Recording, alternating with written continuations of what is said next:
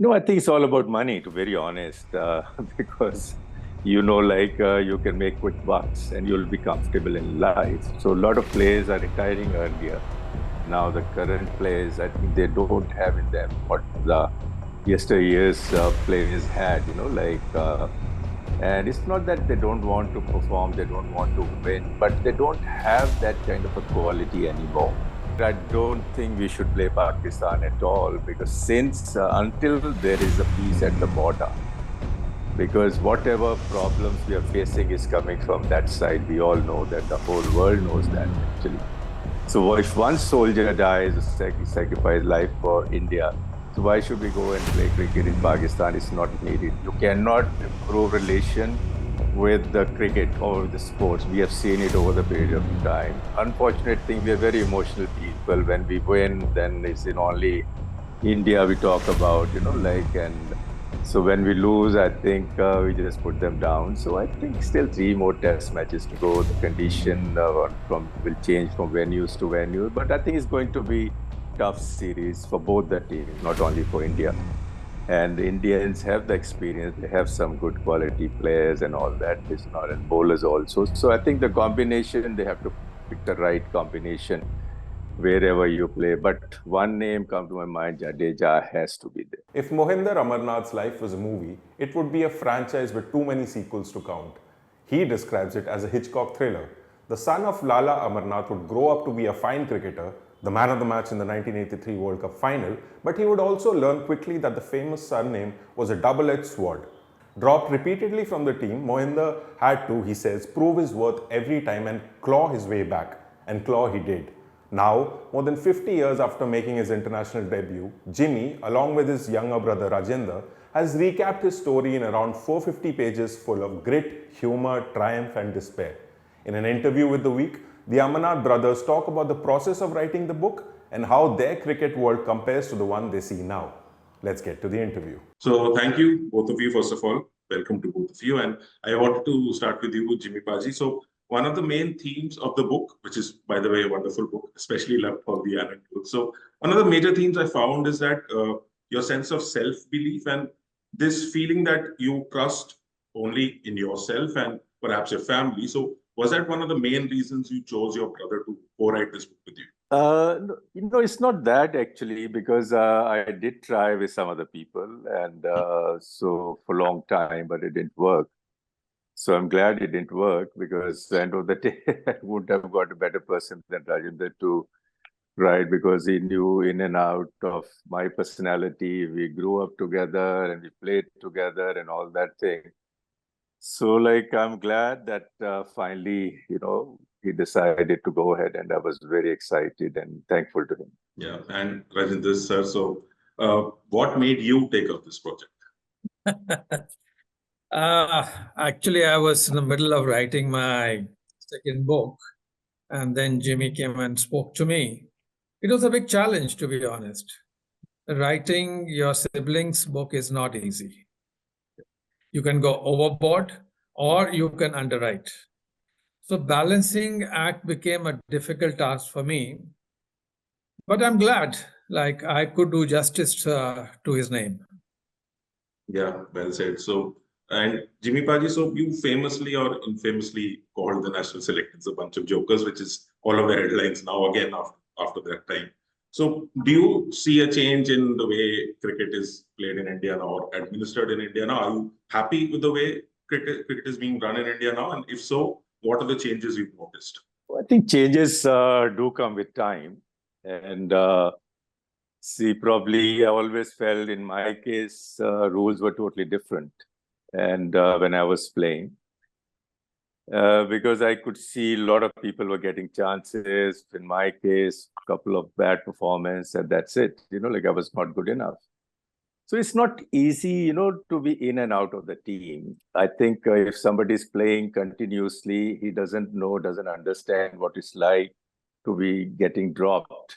And then we're trying to make a comeback, what you go through it physically, mentally, and everything, and sometimes you feel that you don't trust yourself. You feel that you become, inferior person and inferior cricketer to the others. You started doubting your own personality. But I think Amarnaths are totally different. I think all this thing, I got it from my parents, mom and dad. All my personality is exactly like them. Maybe I don't talk like my father. He was very outspoken. I'm not. But I think playing the way I used to play, my aggression was on the field. I would show it with my batting, with my performance. And my calmness came from my mother, basically. She was very calm, happy-go-lucky woman. And my more like personality is exactly like her. That way I take one day at a time. I don't plan too many things. I just feel that if you have one job, you have to give more than 100% and do it well. Whether end result is good or bad, you don't think about it, but you give your best. That's the way I played my cricket. Nowadays, I think the cricket definitely has changed over the period of time. The mindset, the technique, a lot of things, the nature of the wickets have changed. It become more of a television game. And so I'm glad the money has come. The players are making money. I'm very happy for them because I think your career is not very long.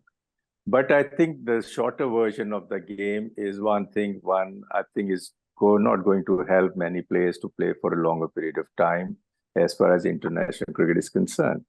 Because I think the real test is only test cricket, where you have to have temperament, you have to have technique, you have to play for 5 days, you have to play 90 overs a day, whether you're a bowler or a batter. So I think that way the things have changed over the period of time. You see more aggression coming into the players, and that's fine. But I think if you do it with the purpose, with the planning, then it works for the team. So winning and losing is part and parcel of the game. It's not that you become a bad team or if you lose that other team become better. So you have to have self-belief. If you have that, then you can't go wrong. Yeah, so specifically about the future. So I wanted to talk to you about this because it's very interesting. You saw the advent of Kerry Packer's cricket. You, in fact, were in a series that was almost competing with him for eyeballs, that test series in Australia. And then you also say that you signed a contract to play World Series cricket and go anywhere. But do you think the same thing is happening with the T20 leagues that are like sprouting, mushrooming all over the world? So I specifically wanted to ask this because South Africa last year, if I remember correctly, they prioritized their domestic league, the SA20, and they send a second string team to New Zealand for a test series. And right now they're second on the WTC table. So I don't know how that works. But do you think these T20 leagues will take away promising youngsters? Like you have someone like a Jake Fraser-McGurk from Australia, explosive batsman, but I don't think he's even considering test cricket now. No, I think it's all about money, to be very honest, because you can make quick bucks and you'll be comfortable in life. So a lot of players are retiring earlier so that they can make money and then spend time with family. See, the foreign players, I think they think differently to our Indian mindset, because I think once, especially they reach in the 30s or something, they feel they don't have much of a future. Very few players would just carry on to play for a longer period of time. So they feel because in test cricket, they're not getting, the other boards don't have that much money, to pay them like the Indian board is doing it. So I think they want to go and play this 2020 league and in different various countries, and so they can earn more and earn quickly. That's the mindset I think a lot of players have. But I think nothing better and more prestigious or satisfying is to represent your country, because I think then you're the chosen one. So you're good enough to represent your country. I think it's an honor to play for your country. Yeah, well said. And Rajender ji, so right, you said that it's not easy to write a book on your sibling, but you've also written a book on your father. So could you compare both? Because I don't think he was around when you wrote that book on Lala ji, but you were in discussions with Mohinder Amarnath when you're writing about him. So how was that process? Well, when I was writing Papaji's book, after he had expired, the purpose of writing that book was because not many people knew about him. And the kind of personality he was. He was the first icon of Indian cricket when he got a century in 1933 against England. So because he lost so much of his cricket, his prime, because of the Second World War, that he plays his second series after 12 years. His prime was practically, he says, was gone. He said, how long is the life of a cricketer? 10 to 12 years, but he said, I lost my prime 12 years because there was no test cricket. Nevertheless, he said, whatever I've achieved because of my hard work. And that part, I wanted to bring it to public. People just knew him as the stormy petrel of Indian cricket, nothing more than that. That Amarnath was always in thick of some controversy or the other. But other than that, people didn't know much about him. So when I wrote that book, it was basically a tribute from a son to a father, and also trying to bring to light what Lala Amarnath was. But coming to Jimmy, if you had to compare both the books, you'll find a lot of similarities in this book. If you have read that book, if you have read this book, I think you'll find between the lines there is an Amarnath, a solid Amarnath, who doesn't take anything lying down. Finally, the volcano had to explode, as you said, the famous phrase which he had coined. But here also, I also didn't know much about Jimmy, although he was my brother. We spoke everything. But it was when I started writing, I said, oh my God, you take a celebrity who's your brother for granted. You didn't know the kind of turmoil he had gone through. Because we knew he was dropped, he came back, he was dropped again, he came back. But what went in his mind, I didn't know till I started writing the book. Yeah, so on that, so we talk a lot about mental health these days. So you're the king of comebacks, for want of a better phrase, but how did you deal with that aspect mentally? No, I think my mindset was totally different. As I said, I never planned anything for tomorrow, and I never believed in yesterday. And I just wanted to live for the day. And I always used to tell myself that I'm good enough to be part of the team. And whenever I got a raw deal, and so I knew I could definitely make a comeback. But I had to work even harder than the previous comeback, because then I had to prove myself once again, and I have to prove the selectors, I have to prove them that I was good enough to be part of the team. And so that kept me going. And also, I think it was something like I just wanted to prove them wrong, that they had made a mistake to drop me. They shouldn't have. And I said earlier, because the rules were different for Amarnaths than others, like if probably I was playing for some other state, and if I had some other surname, probably I wouldn't have been out of the team at all, really. And but that kept me going. I just didn't want to take things lying down. And I said, there's no point saying thing and telling people that I had a raw deal. Best thing is to keep trying and don't give up, and just do more, do better and perform better. So they have no choice but to, accept you with open arms. So that kept me going, actually, to prove people wrong. Yeah. So I specifically wanted to talk to you about some of the opponents you face, not the players per se, but the team. So for West Indies, of course, we all know what a great team that was. And you write about how the batters quaked in their boots. And funnily, you write about some players who half-hearted appeals, they would walk off without even challenge, without even standing there. So what I wanted to ask is, that was a very strong team. And West Indies cricket has been on a decline for a while, especially in red ball. But we saw a really good match in Australia. They won the day-night test in Brisbane last time. Wonderful performance by a new bowler called Shamar Joseph. So do you think they could go back to their glory days, or is the priorities something different? Yeah, I have my doubt, to be very honest, because I think one is, I think, the experience and technique. When you see these players now, the current players, I think they don't have in them what the yesteryear's players had, and it's not that they don't want to perform, they don't want to win, but they don't have that kind of a quality anymore. And whether you talk about bowling or batting, of course, they will win one-off test matches overseas and all that thing. But yeah, they will be very good in the shorter version of the game, because the temperament suits them. And so, because I said the real test is test cricket, which I think they're lacking. The other thing, in the olden days, because a lot of players used to play county cricket in England, and especially till 90s. So I think they had the experience and they knew how to play in different conditions and all that. So I don't see that happening with the current West Indian players. Maybe they will produce one or two players here and there in a classical way, but otherwise, I think they'll only be good in shorter version of the game. Okay, so let's move on to Pakistan now. You toured there and great memories, especially for your father from Lahore. But so during those times, you write about things like you having an alcohol quota and all of you taking Johnny Walkers and then some on the field encounters like Sarfraz Nawaz bowling a lot of bouncers and then the umpires not calling a wide and then Bishan Singh Bedi calling back the players. But what was your relationship with the Pakistani players and what do you think of the situation now? Do you think India and Pakistan should play bilaterally? Do you see that happening?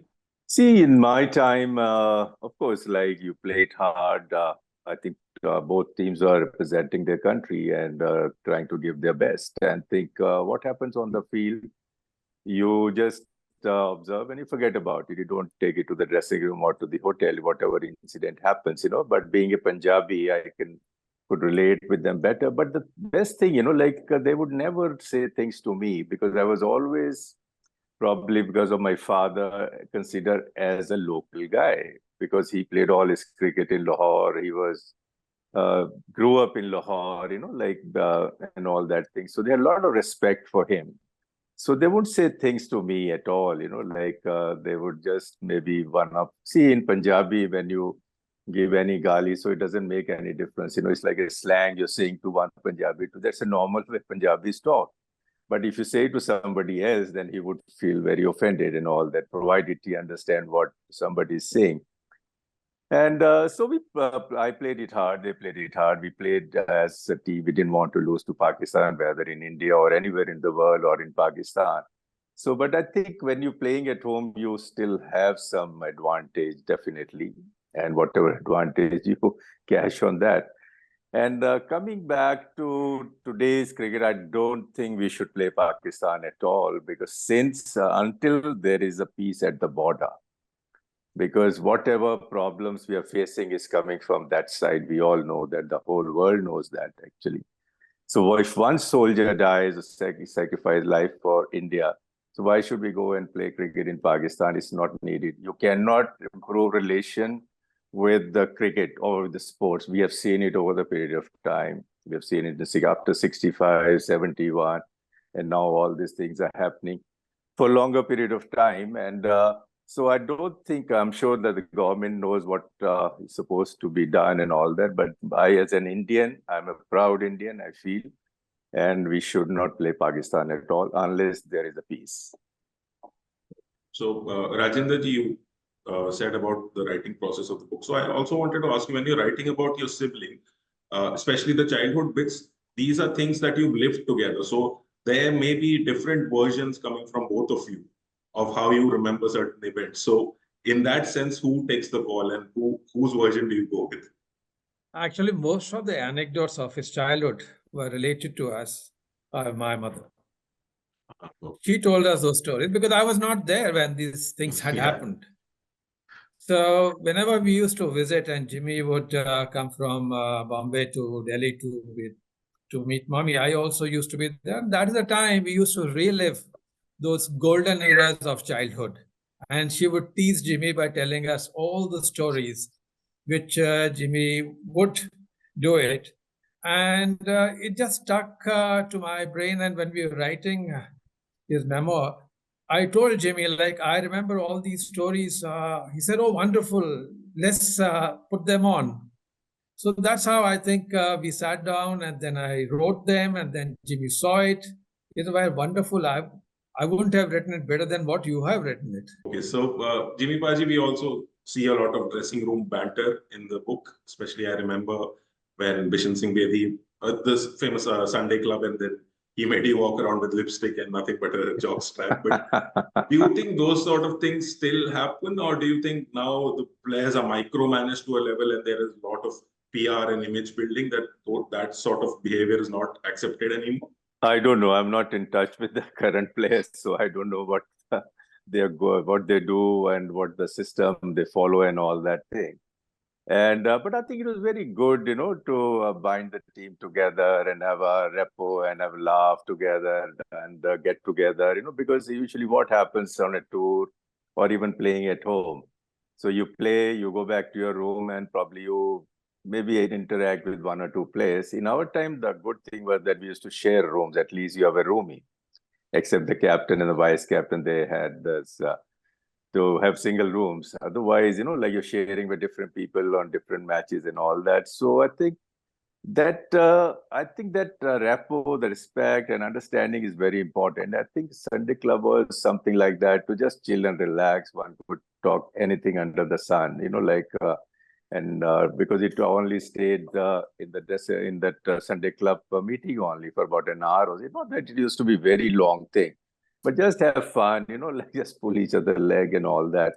So it was nice actually to be together. Otherwise, you go to a function, you don't mingle around, you spend time with each other, because it's just a function of official thing. You go, come back, again, you're on your own, maybe in one or two pals you're very close to, then you spend time with them.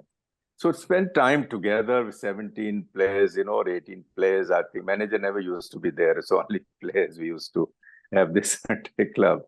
And so it was nice, actually, very relaxing, very chill out. And I think that kept us going, actually. Bishan was always a team man, a team captain. He would do anything for the team. I think all the captains I have played with, probably, I think he was on top of the list as far as the team was concerned. Oh, okay. So being an accomplished, one of India's better all-rounders of all time, do you see a lack of fast bowling all-rounders, especially in the Indian setup now? And we don't know what Hardik Pandya's situation is right now. We tried with Shardul Thakur for a while, and Nitish Kumar Reddy is right now in the squad in Australia. But what do you think Indian cricket is doing wrong and not producing? What is stopping them from producing people like you, players like you? I don't know, probably. I think it comes within yourself, to become an all-rounder. Because when I was young, I used to bowl a lot, and I would bat in the middle order also. So I think credit goes to Papaji, because he always wanted all three brothers to do different things. Because Surinder was born right-hander, so he was made a left-hander. So then I was an all-rounder. Rajender was an all-rounder. So he didn't want any competition between the brothers. So that's the way he planned things. So I think I personally feel if you're an all-rounder, you'll be a rare thing in the team, because you'll always do something in batting or bowling, especially when you're playing overseas, you have more opportunity. So in India, probably we see all-rounders in spinners, not in pace bowlers anymore. Yeah, because probably I think the pace bowlers want to bowl quick, and then they forget about batting at all. But I think it's always helped the balance of the team when you have all-rounder, more always. Like Jadeja is an all-rounder in the team. He's a genuine all-rounder. So I'm really amazed that with the team planning, that he doesn't fit into the scheme of thing. I think as far as I'm concerned, whenever India plays, he should be there, whether the conditions are favorable, not favorable. He is a full package for Indian cricket. He should not be out of the team in any format of Indian cricket. So anyway, that's entirely up to the team management to decide. So I think it comes in within yourself, whether you're happy doing one thing or you want to do two, because it's taxing also. Whether you do it for fun, a lot of people have seen their batsmen, they will just come and bowl a little bit in the nets, not really seriously, just to warm up, or maybe if they are shorter bowlers, they will be doing some bowling over there. And but I think if pace bowlers can become a batsman, I think the only genuine all-rounder I could think of was Kapil Dev, because was a genuine all-rounder in the side. So that, helped the balance of the team. And you have to be a quality player to play fast bowling, not spin bowling.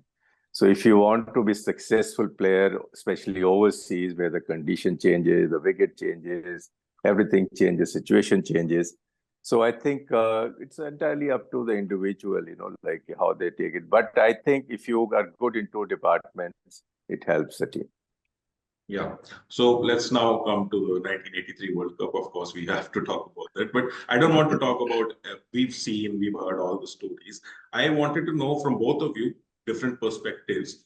If India had not done well in that tournament, like it had in 75 or 79, how much longer do you think Indian cricket would have taken to reach the level it is now? Both of you, for one from inside the team and the outsider's perspective. Let Rajender answer first, then I'll do it. Yeah.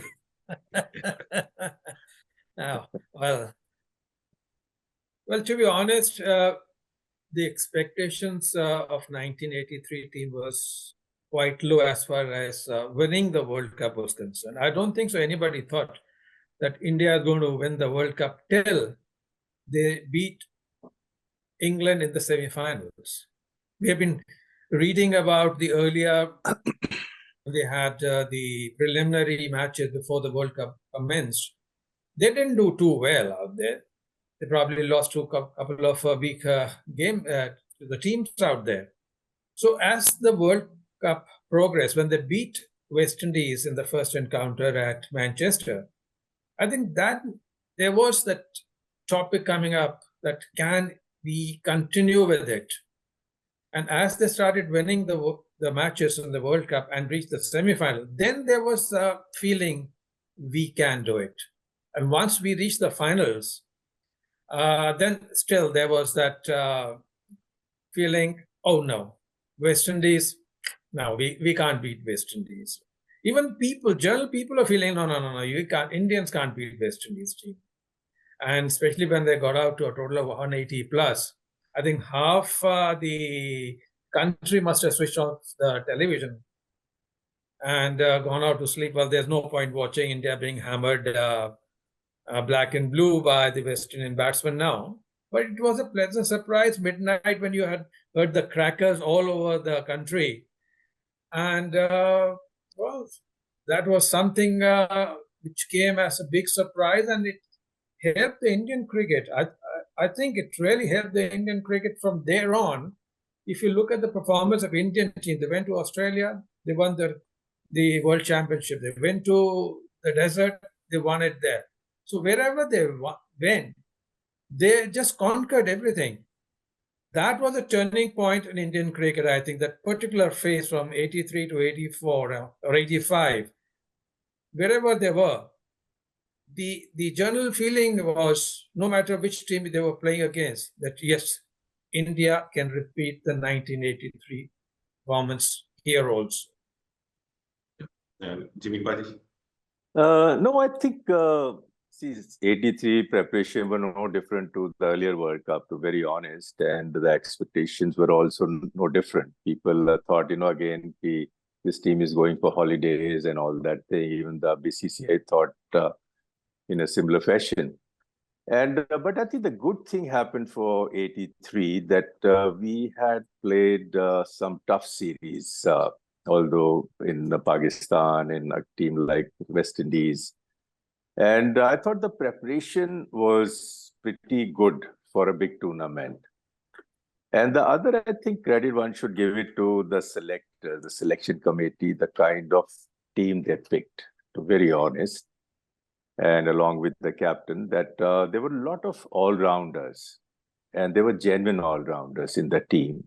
And even like when you talk about Madan Lal, although maybe he was batting at number 8, number 9 at that time, and Kirmani, so they were all prolific scorers in domestic cricket. And if you see their record, and they were very, very successful players, very, very genuine players. So that's why, when you have all-rounders, so it helps, when in a crunch situation, you need somebody to stick around and plays knock over there. So I think that the combination and the kind of bowlers we had, they were ideal for English conditions. And even in Australia later on also, they were not that successful playing in India because of the nature of the wicket. But I think the greatest strength of all those bowlers like Roger Binney, Madan Lal, Kapil, Sandhu, and all that. So they would bowl on a very good length. And when the wicket would assist them, that they were very successful overseas. So that was also one of the key factors, that kept us going. And so we were just taking one day at a time. We didn't plan, he will play like this, play like that. We were left to the individuals, to do there and give their best. I think that helped the team. And so once you start winning, and then I think, as Rajender just mentioned, the real tournament start from semi-finals. Although before that, we had a mixed result, good, bad, and all that thing happened. So that kept us going, but we were taking one day at a time. We were just a chill out bunch of players, we won't worry about yesterday's game or won't plan too much for the future. And we just live for the day. And so I think you don't win a tournament or a championship. You don't become champion with one player. So it has to be a combination of a performance of 4 to 5 players to come good when it's needed the most. And I think even Sandeep Patil knock in the semi-final was fantastic. Yashpal played very well, Kapil inning and all that. Roger Binney, can't forget his bowling right through the World Cup. Balwinder Sandhu coming good, when it was needed. So all the Kirmani keeping was outstanding, and all the fielding suddenly became very, very good, very outstanding. So I think once you start winning, then the confidence start building even more. Then you feel that then you start playing like a champion, and you don't worry about the names and other teams, the opposition you play against. We were only playing against a ball and a bat, really. Yeah. So a bit of a fun question, I guess. How do you think you and your brother Surinder would have gone in T20s? I mean, especially in the book, you've written that the selectors didn't like Surinder playing all those risky shots, so he would have fit right in, right? He was a brilliant player. I was nothing compared to his talent, to be very honest. He had a very raw deal from the selectors, he should have been a part of the team all the time. And whether it was test cricket, whether it was a shorter version, he was a natural player. And I think coming to today's cricket, he would have been a superstar, because in those days, like he was playing test cricket or other team, like a shorter version of the game. So that kind of a player. He was very entertaining, very technically good, and very flamboyant kind of a player. He was. And so it was sad that he never got his dues, which he should have got. And he would have done very well. Yeah. And lastly, so thank you both for the time you've given us. But lastly, I just want to ask you if you have any advice for the India team in Australia right now. No, they don't need advice, really. I think you can't become bad if you lose, I think the unfortunate thing, we are very emotional people. When we win, then it's in only India we talk about, and so when we lose, I think we just put them down. So I think still 3 more test matches to go. The condition will change from venues to venue, but I think it's going to be tough series for both the teams, not only for India. And the Indians have the experience. They have some good quality players and all that. It's not, and bowlers also. So I think the combination, they have to pick the right combination wherever you play. But one name comes to my mind, Jadeja has to be there. Yeah. So thank you, both of you. Thank you.